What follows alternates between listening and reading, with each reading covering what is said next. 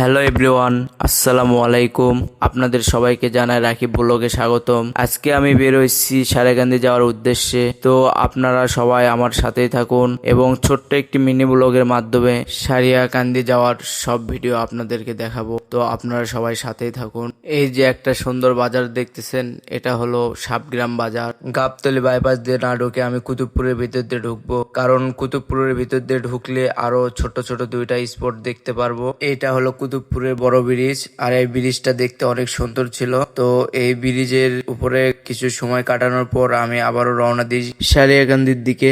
এটা হলো সারিয়াকান্দির switch gate. আর এই সুইচ গেটটা দেখতে পারতেছেন পানি না থাকার কারণে কিরকম ভাবে পড়ে আছে, আর পানি পারাপারের জন্য করা হয়েছে। আমরা এখান থেকে চলে যাব প্রেম যমুনার ঘাটে। তো আমরা প্রেম যমুনার ঘাটের উপরে আসে পুরাই অবাক। আসে দেখি এখানে চারিদিকে শুধু চর আর চর, পানির কোনো অস্তিত্ব নাই। প্রেম যমুনার ঘাটে দেরি না করে আমরা আবার রওনা দিলাম কালীতলার ঘাটের দিকে।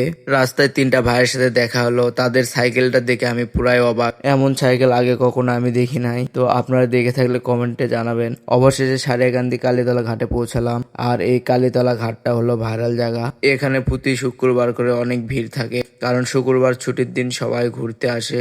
আর আমরা বড় নদীতে যাওয়ার জন্য 30 টাকা পিস নৌকাতে উঠি, তারপর বড় নদীর দিকে রওনা দেই। বড় নদীতে একটু ঘোরাফেরা করার পর আবার আমরা কালীতলা ঘাটের দিকে রওনা দেই। আসলে নদীর ভিতর থেকে সারেগান্ধী কালীতলা ঘাটটা অনেক সুন্দর লাগতেছে দেখতে। নৌকা থেকে নামার পর আমরা একটা চরে যাব, আর আমরা চরে গিয়ে একটু ঘোরাফেরা করে আমরা আবার বাসার দিকে রওনা দেব। তো আমার ছোট্ট ব্লগটি আপনাদেরকে ভালো লাগলে একটা লাইক কমেন্ট শেয়ার করে সাথেই থাকবেন। ধন্যবাদ।